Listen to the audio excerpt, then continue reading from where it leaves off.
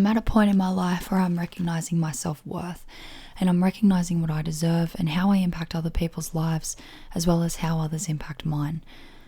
I'm respecting myself, but also recognizing the levels of respect that I receive. So if I receive any level of disrespect, whether it's total or none, I will give that level of respect back in return to that person. So I found out through my current experience that how I behaved in the past was purely due to a lack of self-respect. In my past, I was never proud of myself, and I had no interest in many things at all. And the things that I wanted, I never fought for, or I never went after in the first place. I would always give so much of myself, whether that was going above and beyond for people I've never met or heard of, to putting a roof over friends, food on anybody's plate, sharing everything I had, and heaps more, but that's just a small list of examples. So by doing this, I always felt I was content and happy with where I was, but there was always times that I would feel down or lost or confused. I wouldn't feel loved or respected. I'd feel alone. But the biggest ones for me personally is I felt misunderstood, I felt not listened to, and I felt that no one ever knew me for the real me. So when I'd gotten into relationships, for example, and this is me not hiding my truth from the world, this is me being raw and honest. So I couldn't give a fuck what others have to say about it, or what they have to call me, or how people can reflect on it. This is just purely me. So whenever I'd be in a new relationship, I would be so fascinated with the person for a few months. Straight thoughts of, I've never hurt this person, they're everything I've wanted. If I hurt them, I'll hurt myself. Thoughts of telling myself that, I'm thinking differently, so things are going to be different this time. So due to the clear and confident thoughts similar to these, I was the dream partner, but without even recognizing it, I would love bomb. So I would give my partner so much love and respect and care and communication at the start, then I would just drop out and focus on, other people, or I'd just lose interest in the relationship. And I never understood why this was, and why this was happening, and why I thought this way, and what I missed, why I missed that level of loyalty that so many people claimed that they had. So I felt like I wasn't worthy of anything or anyone, so therefore the pattern would continue. I would continue hurting others or myself. My current situation with the person I'm in love with and have loved for 5 years showed me that I lacked a care. So I've been so loyal. I've never taken my eyes off. I've never lost focus. I became completely open with communication, which was what was different. I would be transparent about my thoughts, fears, past beliefs, views, which some things I probably shouldn't have said, but I did, because I was being transparent. I was being honest with myself and with someone else. I would be transparent about how I see myself changing, how I see myself where I was.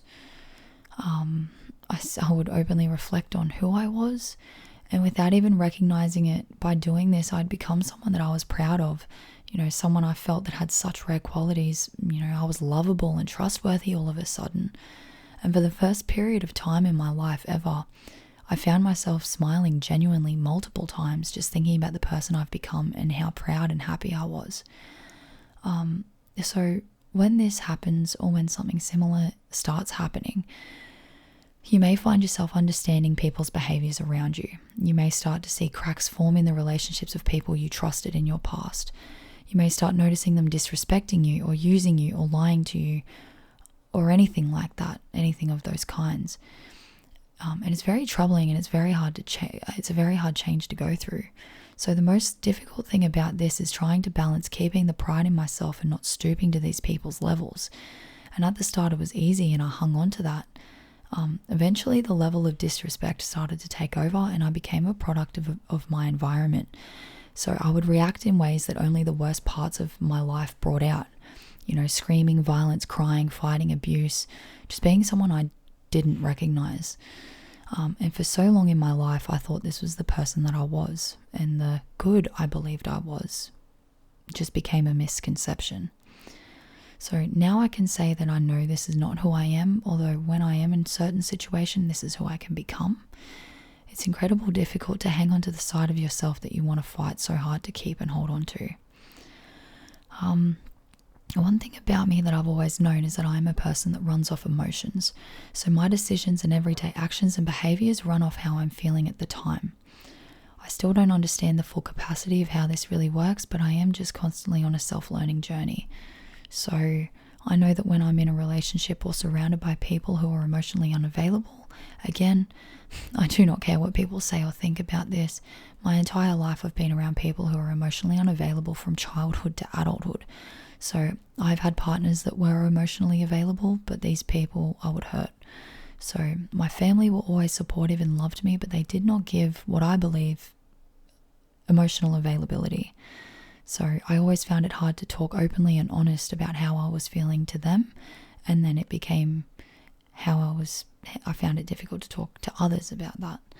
So in my adulthood, now at 25 years old, my parents beg me to talk to them about how I'm feeling, but I always find myself connecting how I feel to situations or people, or how people have made me feel in certain situations. Rather than just talking about how I'm feeling at the time. Growing up, I always felt that no one knew the real me.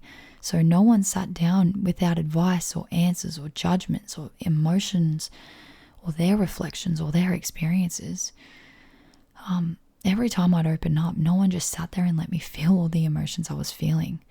No one ever just allowed me to express it and then say, it's okay, or I understand, give me a hug or a smile or a look in the eye, or just anything to show me that they were there for me on that level that I needed.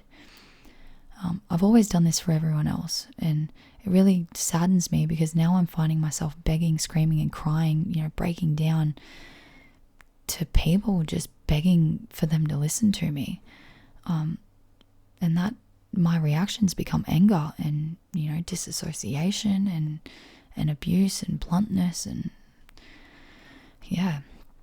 So my situation now is every time I open up, I feel no one's interested. I become a burden, or I've already repeated this 1,000 times, or I'm making it all about myself. So the sad part is that the only reason I constantly repeat myself is because no one takes the time to truly listen to me. No one tries to think or feel how I'm feeling. Everyone always sees it how they see it and push that opinion or view onto me. And because of this, and this also stems deep down into my childhood, I've lacked a knowledge of self. This is where my anxiety has started, and this is where my borderline personality had opened up. So there's no specific time or place.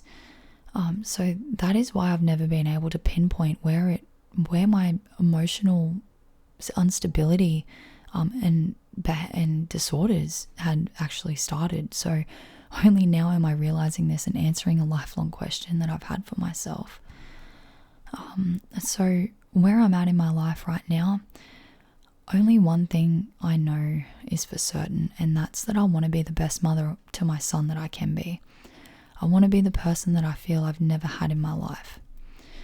I want to give endless support without judgment, and I want my son and future unborn children to recognize that it's okay to feel emotions, that it's okay to express emotions, but it's also important to understand that if someone does not have the level of emotion availability that they need, seek and crave, it's okay. I also want to teach my children the art of not forcing things, letting things be. But with that, I want to teach them that if they want something, really go after it and don't give up on your dreams. But sometimes in the situations that they think are their dreams may not be it. This is all I really have to say for now.